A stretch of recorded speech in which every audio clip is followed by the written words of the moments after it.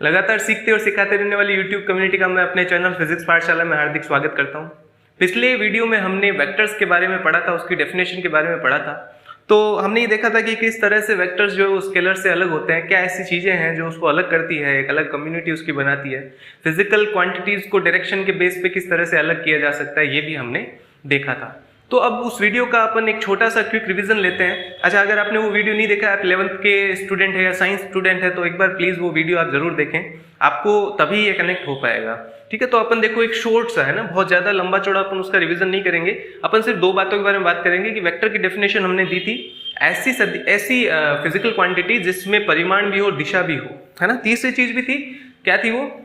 तीसरी चीज थी सदिश योग नियम का पालन करना। सदिश योग नियम का पालन करना बहुत जरूरी है, लेकिन वो आप फर्स्ट जब आप उसको देखोगे तब आपको कोई जरूरी नहीं है कि वो नजर आ जाए। वो तो जब आप योग कराओगे तब आपको पता चलेगा कि हाँ यार, ये सदिश योग नियम का पालन भी करती है। तो एक बार के लिए हम यही कहेंगे कि परिमाण और दिशा उसमें होनी जरूरी है। अच्छा, ये रिविजन क्यों किया हमने? ये रिविजन इसलिए किया क्योंकि नेक्स्ट अपना जो पॉइंट है वो रिप्रेजेंटेशन। तो रिप्रेजेंटेशन यानी निरूपण कैसे किया जाए, है ना। सदिश है, चलो ठीक है, दिशा का उसमें ज्ञान होता है, परिमाण होता है, सदिश योग नियम का पालन करता है, लेकिन उसको रिप्रेजेंट कैसे किया जाए? तो रिप्रेजेंट करने के लिए मैंने यहाँ क्लासिफिकेशन किया दो पार्ट्स में, एक ज्योमेट्रिकल और एक मैथमेटिकल। देखिए, मैं इस बात का बहुत प्रबल समर्थक हूं कि अगर हम कोई भी कॉन्सेप्ट पढ़ते हैं, कोई भी अगर अपन टॉपिक पढ़ रहे हैं, तो उसमें अगर अपन कर पाए तो ज्योमेट्रिकल उसका एक मीनिंग अपने को पता होना चाहिए। ऐसा जरूरी नहीं कि सारे टॉपिक्स आपको ज्योमेट्रिकल में कुछ ना कुछ मिले, लेकिन जहां भी आप मिल पाए आपको, आप हमेशा ध्यान रखिए कि ज्योमेट्रिकल जो है वो मीनिंग फिजिक्स में बहुत हेल्पफुल होता है हर बार। न केवल फिजिक्स में, मैं कहूँगा पूरे साइंस में ही आप देख के चलिए कि ज्यामितीय जो मीनिंग है उसका, ज्योमेट्रिकल जो मीनिंग है वो बड़ा ही इंपॉर्टेंट होता है। अल्बर्ट आइंस्टाइन ने भी ये कहा है कि imagination is more important than knowledge, है ना। कि आप इमेजिन अगर कर पा रहे हैं तो वो आपके नॉलेज से ज्यादा इंपॉर्टेंट है। ठीक है, चलो अपन बात करते हैं अपने टॉपिक की। तो ज्यामितीय, पहला ज्यामितीय, दूसरा गणितीय। तो गणित में कैसे है, हर बार आप उसको ज्योमेट्रिकली रिप्रेजेंट नहीं कर पाओगे, और अगर कर भी पाओगे तो उससे आप आगे का जो है उसमें कॉम्प्लेक्स जो भी संक्रियाएं हैं, जो ऑपरेशन है, वो नहीं कर पाओगे। उसके लिए आपको मैथ्स की जरूरत पड़ेगी। और ये पूरा का पूरा लेक्चर जो प्लेलिस्ट अगर आप देखोगे तो उसमें आपको लिखेगा मैथ्स वर्सेस फिजिक्स या फिजिक्स वर्सेस मैथ्स। तो हम यही तो देख रहे हैं कि किस तरह से मैथ्स काम आता है, राइट। तो अब अपन बात करते हैं ज्यामितीय निरूपण की। सबसे पहले वेक्टर को ज्यामितीय रूप में कैसे निरूपित किया जाए, ये हमारा पहला पॉइंट है अभी। तो आपको बहुत बड़ा कोई रॉकेट साइंस इसमें नहीं है, बहुत सिंपल सी बात आपको देखनी है कि अगर आप इस तरह का एक तीर का निशान खींच दें और आगे एक एरो लगा दें, तो ये एक सामान्य वेक्टर का ज्यामितीय निरूपण हो गया।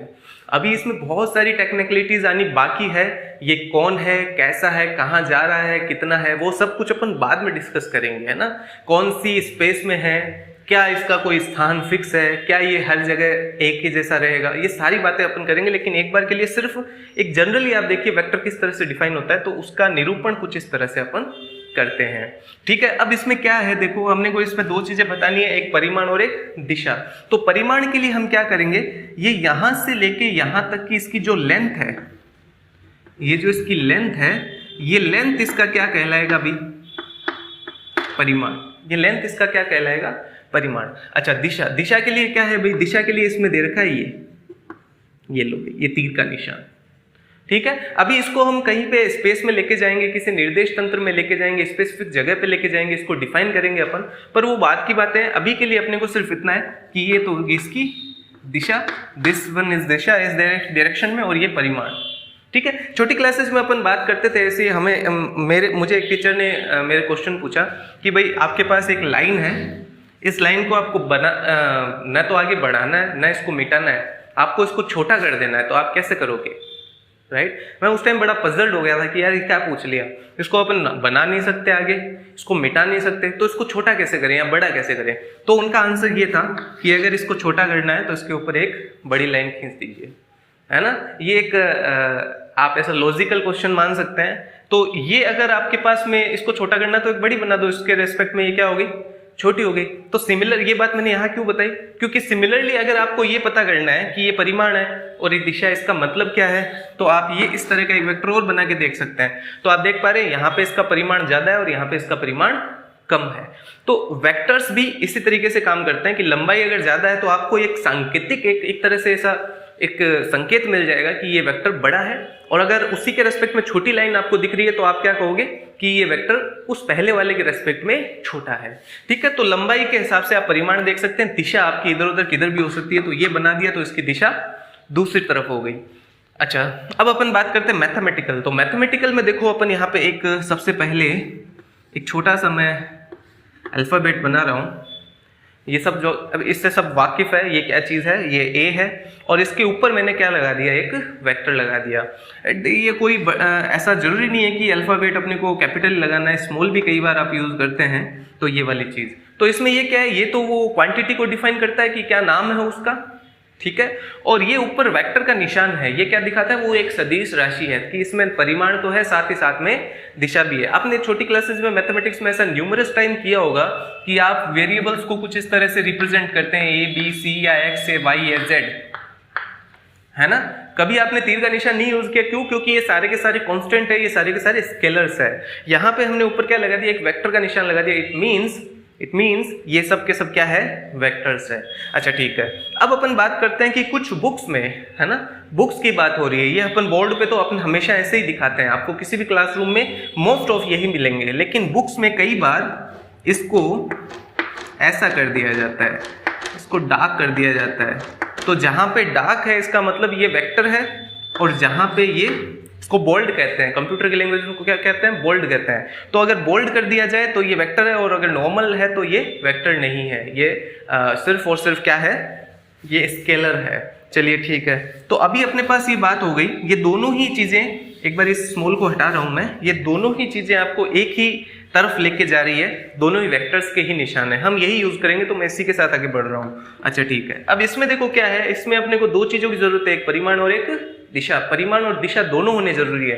तो यहाँ पे देखिए मैं आगे इसमें बढ़ा रहा हूँ ये वेक्टर का निशान, और ये मैंने इसको 2 बार में बंद कर दिया, और ये आगे एक ए और ऊपर ये केप लगा दिया इसके।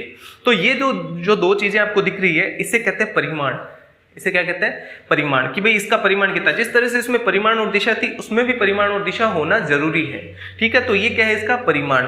जो अभी अभी मैंने बताया था ना कि अगर इस रूप में व्यक्त करेंगे तो ये बोल्ड नहीं होगा, नॉर्मल लेटर होगा।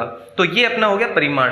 इसको कई बार जो है मापांक भी कहते हैं, आप आगे मैथमेटिक्स में इसमें पढ़ोगे, साइंस में इसको मापांक भी कहते हैं। और ये यहाँ पे इसका मीनिंग है कि ये सिर्फ और सिर्फ परिमाण या उसकी लंबाई के बारे में बात की जा रही है। अच्छा, आगे ये जो है ये सेम ही रहेगा दोनों में। कई बार इसे आर के थ्रू या किसी के भी थ्रू आप एन के थ्रू व्यक्त कर सकते हैं, पर ऊपर केप लगा हुआ है, इसका मतलब ये क्या है, केप लगा हुआ मतलब ये इसकी दिशा है।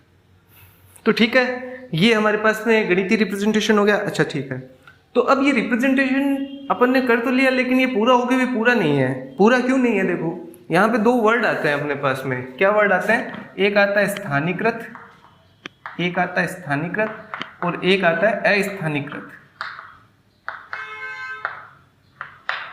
ठीक है ना। स्थानीकृत और अस्थानीकृत, लोकलाइज्ड और अनलोकलाइज्ड। तो लोकलाइज्ड और अनलोकलाइज्ड या फिर स्थानीकृत अस्थानीकृत का क्या मतलब है कि कई ऐसी फिजिकल क्वांटिटीज या कई ऐसे जो है, मतलब आप ऐसा मान लीजिए कई ऐसी चीजें होती है जिनका स्थान फिक्स नहीं होता है, उनको कहीं भी ले जाओ आप स्पेस में, उनके जगह से वो उनका डेफिनेशन चेंज नहीं होता है, तो उनको अपन क्या कहते हैं, उनको कहते हैं स्थानीकृत। उनका कोई स्थान नहीं है ना। और अगर उनके फिक्स कर दें उसको कहीं पे स्पेसिफिक जगह पे कि यहाँ से दूसरी जगह ले गए तो उसका मीनिंग बदल जाएगा, तो वो क्या हो जाएंगे, स्थानीकृत। ऐसा आप केमिस्ट्री में भी पढ़ोगे, 10th में, आई डोंट नो कि 10th में चलता है या नहीं चलता है, बेंजीन वलय एक होता है, शायद आप लोगों ने देखा होगा। अगर नहीं भी देखा तो आप 11th-12th में जाके देखोगे, बेंजीन वलय करके एक ऐसा होता है, ठीक है। इस तरह से बनाते हैं और इस तरह से एक गोल बनाते हैं, है ना। यहाँ पे सब C कार्बन है, और ये तो यहाँ पे ये गोल ये दिखाता है कि डबल बॉन्ड जो है वो इधर घूमता रहता है ना। ऐसा समझ लो सामान्य भाषा में कि इलेक्ट्रॉन यहाँ से यहाँ, यहाँ से यहाँ, वो कहाँ है पता नहीं है। बेसिकली ये होता है ऐसा है, इस तरह से डबल बॉन्ड करके, बट वो इलेक्ट्रॉन चारों तरफ से घूमता रहता है, उसका कोई स्थान फिक्स नहीं है, इसलिए इसको ऐसा बना देते हैं। तो यहाँ एक अस्थानीकृत की बात आपके पास आएगी। चलो अपन कहाँ केमिस्ट्री में चले गए, वापस आ जाते हैं फिजिक्स में। तो स्थानीकृत और अस्थानीकृत का मीनिंग आपको मैं समझाना चाह रहा था कि भाई स्थान अगर फिक्स हो जाए, उसका फिक्सेशन हो जाए, तो वो स्थानीकृत हो जाएगा। बेसिकली यहाँ पे जिनकी बात की अपन ने, इसका कोई भी स्थान फिक्स नहीं है, है ना, मैंने यहाँ बना दिया, यहाँ बना दिया, यहाँ बना दिया, कुछ भी फिक्स नहीं है। तो अब अपन उसको किसी स्पेसिफिक जगह पे रख के फिर उसका जो है एक तरह से अध्ययन करेंगे। तो अब सबसे पहले क्वेश्चन ये आता है कि कहाँ रखें, इस पूरे ब्रह्मांड में इतनी सारी जगह है, कहाँ रखें। तो अपन इस बोर्ड पे एक ऐसी जगह ले आते हैं जहाँ पे हम उसको स्टडी कर पाएंगे। अच्छा, स्टडी क्या है अपने पास में, देखिए स्टडी करने के लिए अपन ले आते हैं ये वाली चीज। आज शायद बैकग्राउंड में आपको नॉइस सुनाई दे रहा होगा बार बार, है ना। आई थिंक थोड़ा सा इसके लिए आपको टॉलरेट करना पड़ेगा आज के लिए। नेक्स्ट वीडियो में हम ये वॉइस को पूरी तरह से खत्म करेंगे। एक्चुअल में जो रूम हम जहाँ शूट करते हैं वो लॉक्ड है, हाँ, तो थोड़ा नॉइज आज आप टॉलरेट कीजिए इसको। तो देखिए अब अपन बात करते हैं अपने टॉपिक पे वापस आ जाते हैं। निर्देश तंत्र, एक वर्ड हम नया लिख रहे हैं, निर्देश तंत्र, frame of reference. Frame of reference ये क्या चीज है भाई? इस पूरे ब्रह्मांड में किसी एक जगह पे अपन चीजों को स्टडी करना चाहें अगर, तो वो क्या हो गई? फ्रेम ऑफ रेफरेंस हो गई। फॉर एग्जांपल अपन इस रूम में हैं, तो ये रूम हमारे लिए क्या है? फ्रेम ऑफ रेफरेंस है। मैं यहाँ से कोई चीज अगर देख रहा हूँ, ऑब्जर्व कर रहा हूँ, मैं आपसे बात कर रहा हूँ, ये सारी चीजें मैं इस फ्रेम में रह के कर रहा हूँ। तो अगर इसका कोई भी फिजिकल एक्सप्लेनेशन दिया जाएगा तो वो उस फ्रेम के रेस्पेक्ट में दिया जाएगा। जो मैं यहाँ से देख पा रहा हूँ जरूरी नहीं है कि वो आप जहाँ बैठे हो वहां से देखोगे तो वैसा ही दिखेगा, वो दूसरे तरीके से भी दिख सकता है, राइट। तो ये फ्रेम ऑफ रेफरेंस होती है। इसमें अपने पास 3 एक्सिस अपन लेते हैं, x, Y and Z. 10th की मैथमेटिक्स में आपने ये जरूर पढ़ा होगा कि निर्देशांक पद्धति होती है, कार्तीय निर्देशांक तंत्र होता है, उसमें एक्स वाई जेड एक्सिस होती है, तीनों एक दूसरे के लंबवत होते हैं, है ना। तो एक्स वाई जेड का जो रिप्रेजेंटेशन है कुछ इस तरह होता है।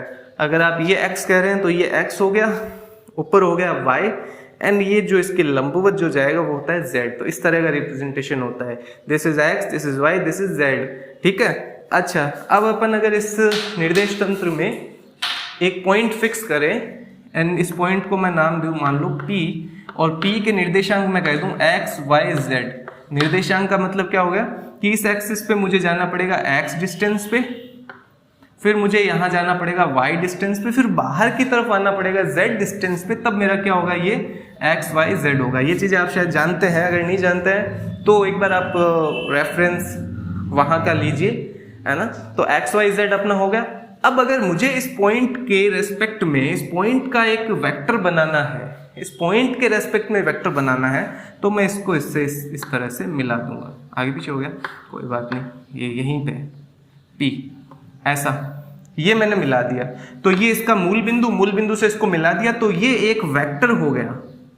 क्या बन गया? अभी एक वेक्टर बन गया। इस वेक्टर को मैं लिख सकता हूं OP वेक्टर, या सरलता के लिए मैं इसको लिख देता हूं स्मॉल r वेक्टर।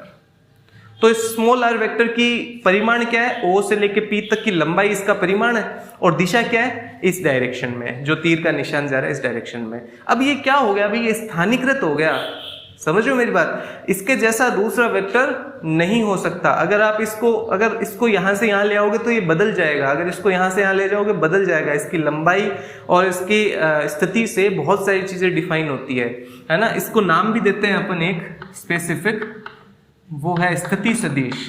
क्या है भाई इसका नाम?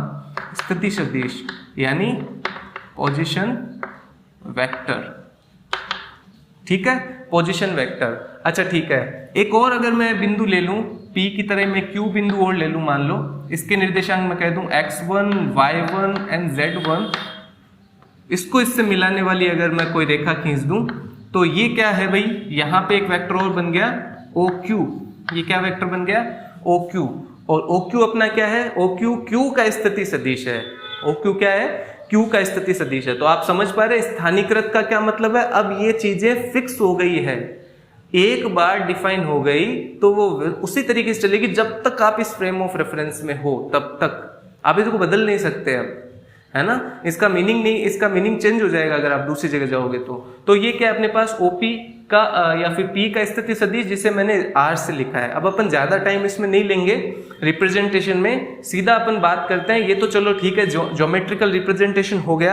अब अपन बात करें मैथमेटिकली किस तरह से इसको रिप्रेजेंट करते हैं। तो इस वेक्टर को, जो कि मैंने OP लिखा है, मैं इस OP को डिफाइन कर रहा हूं भाई। तो OP वेक्टर अपना होता है, देखो, x i cap, y j cap and z k cap. अब ये i cap, j cap, k cap, ये क्वेश्चन मार्क है हमारे लिए एक बार, इसको अपन नेक्स्ट पॉइंट में पढ़ेंगे। ये क्वेश्चन मार्क रख लो एक बार, ये पूरा ही आप क्वेश्चन मार्क रख लो एक बार के लिए ना। एक्स वाई एंड जेड तो आप समझ पा रहे हो ना, निर्देशांक है। आई कैप जे कैप एंड के कैप क्या है, इसके बारे में अपन बात करेंगे नेक्स्ट पॉइंट में। तो ये इसका जो है रिप्रेजेंटेशन हो गया, एक तरह से ये रिप्रेजेंट होता है। अच्छा, एक चीज अपन इसमें जरूर डिफाइन कर सकते हैं अभी के पॉइंट, अभी इसी को देखते हुए कि अगर आपको कोई कह दे कि आर का मैग्नीट्यूड क्या है, एक बार अपने दिमाग पे जोर डालिए और ये पता कीजिए आर का मैग्नीट्यूड क्या होगा, परिमाण क्या होगा। हमने यहां अभी बात की थी कि इसकी जो लंबाई है वही इसका परिमाण होता है, जिसको हमने इस तरह से या फिर बिना वेक्टर के भी इसको दिखा सकते हैं अपन ऐसा। तो इसका मान क्या होगा, है ना। तो इसका उत्तर आपकी पिछली कक्षाओं में छुपा हुआ है। एक छोटा सा वर्ड में बोलूंगा, दूरी सूत्र। सुना होगा ना, दूरी सूत्र। तो दूरी सूत्र क्या कहता है कि जिसके द्वारा हम O से P या किन्हीं भी दो बिंदुओं के बीच की दूरी हम ज्ञात कर सकते हैं। तो हमें यहाँ पे क्या चाहिए, O से लेके P तक की दूरी चाहिए। O के निर्देशांक क्या है भाई, O का निर्देशांक है 0 0 0, इसका निर्देशांक है x y z, है ना। तो इसकी दूरी क्या होगी भाई, OP की दूरी क्या होगी आपके पास, OP की दूरी होगी x माइनस 0 का whole square plus y minus 0 का whole square plus z minus 0 का होल स्क्वायर, या फिर सरलता से मैं इसको ऐसा लिख देता हूँ, X square plus Y square plus Z square का हाफ पावर। हाफ पावर का मतलब रूट होता है। तो हमने देखो परिमाण निकाल दिया है भाई इसका। हमने सबसे पहले ज्यामितीय रूप दिखाया इसका, फिर इसका मैथमेटिकल रूप दिखाया। मैथमेटिकल रूप में हमें परिमाण चाहिए था, मैथमेटिकल रूप में परिमाण हो गया। अच्छा, अब मैथमेटिकल रूप में दिशा क्या होगी, ये हमारा नेक्स्ट पॉइंट जो आएगा ना, जिसमें आई कैप जे कैप के कैप डिफाइन होगा, उसी जगह पे हम दिशा को भी डिफाइन करेंगे। तो इस वीडियो में हमने देखा कि वेक्टर्स में रिप्रेजेंटेशन कैसे किया जाता है वेक्टर का, मैथमेटिकली एंड ज्योमेट्रिकली फॉर्मेट में। और फिर हमने देखा कि निर्देश तंत्र के आने के बाद चीजें किस तरह से बदल जाती है, उसके कुछ आंसर्स हमने देखे। और आप पहले तो ये बताइए कमेंट बॉक्स में लिख के कि आपको वीडियो कैसा लगा। और अब अपन मिलते हैं नेक्स्ट वीडियो में कुछ और इंटरेस्टिंग फैक्ट्स के साथ में, और जो क्वेश्चन छोड़े हैं हमने इस वीडियो में उनके आंसर्स के साथ में।